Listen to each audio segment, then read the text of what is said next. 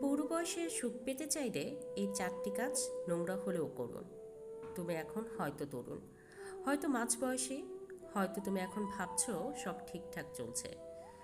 বুড়ো বয়সে গিয়ে সুখ দুঃখের কথা কখন ভাববো, কিন্তু বাস্তবতা হলো বুড়ো বয়স যখন এসে পড়ে তখন আর কিছু করার থাকে না। তখন মানুষ নিজের সন্তান, আত্মীয় কিংবা সমাজের উপর নির্ভরশীল হয়ে পড়ে। তখন যদি মাথা নিচু করে সম্মান নিয়ে শান্তি নিয়ে বাঁচতে চাও, তাহলে আজ থেকেই কিছু নোংরা কাজ করতে হবে। হ্যাঁ, সমাজ যেটাকে নোংরা বলে, লোকজন যেটাকে দোষ দিয়ে হাসে, সেই কাজগুলি বুড়ো বয়সে তোমার সম্মান, স্বাধীনতা আর সুখ এনে দেবে। চলুন জেনে নেওয়া যাক সেই 4টি কাজ যা শুনতে বা করতে নোংরা হলেও এগুলোই তোমার জীবনে বয়স্ক সময়ে সুন্দরভাবে বাঁচতে সাহায্য করবে। নাম্বার 1, নিজের আয় নিজে রাখো, অন্যকে বিশ্বাস করে অর্থ ছাড়বে না। বেশিরভাগ মানুষ, বিশেষ করে বাবা মা, বৃদ্ধ বয়সে সন্তানের উপর ভরসা করে আর্থিক বিষয়গুলো তাদের হাতে তুলে দেয়। কিন্তু একটা সময় পরে দেখা যায় সন্তান টাকা দিতে চায় না, বকা দেয়, এমনকি অবহেলাও করে। তাই যতদিন তুমি অর্জন করছো, যতই সন্তান ভালো হোক, নিজের আয়ের একটা বড় অংশ নিজে রাখো। হয় নিজের ব্যাংক অ্যাকাউন্টে রাখো, নয়তো আলাদা করে গোপনভাবে সঞ্চয় করো। সমাজ বলবে, বাবা হয়ে সন্তানকে বিশ্বাস করছো না। হ্যাঁ, বিশ্বাস করো, কিন্তু অন্ধবিশ্বাস করো না।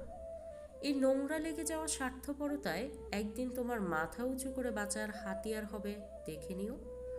নাম্বার 2, নিজের সম্পত্তি কাউকেই লিখে দিও না, শুধু ব্যবহার করতে দাও।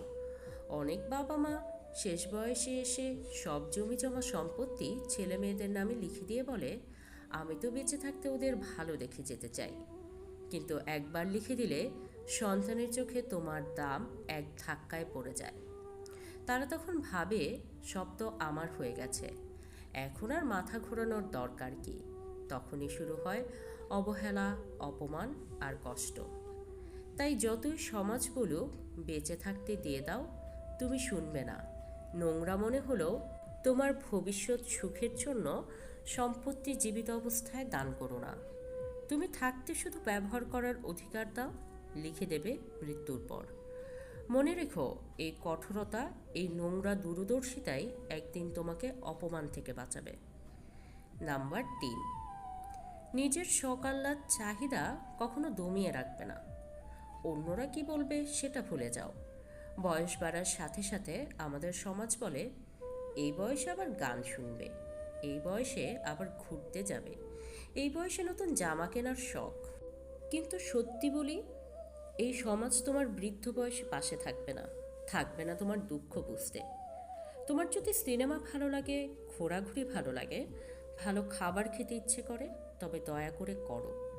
তুমি যেভাবে খুশি, যেভাবে আনন্দ পাও, সেভাবেই নিজের জীবন কাটাও। এই নোংরা স্বার্থপর আনন্দই হবে তোমার মানসিক শান্তির উৎস।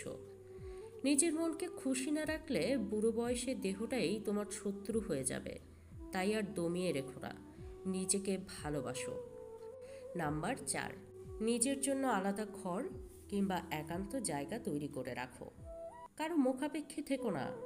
অনেক পরিবারে দেখা যায় মা বাবা ছেলে বা ছেলের বউয়ের সঙ্গে থাকেন, অথচ নিজের আলাদা কোনো জায়গা নেই। ফলে একটা সময় পরে অপমান, গ্যাঞ্জাম সহ্য করতে হয়, কারণ তারা নির্ভরশীল।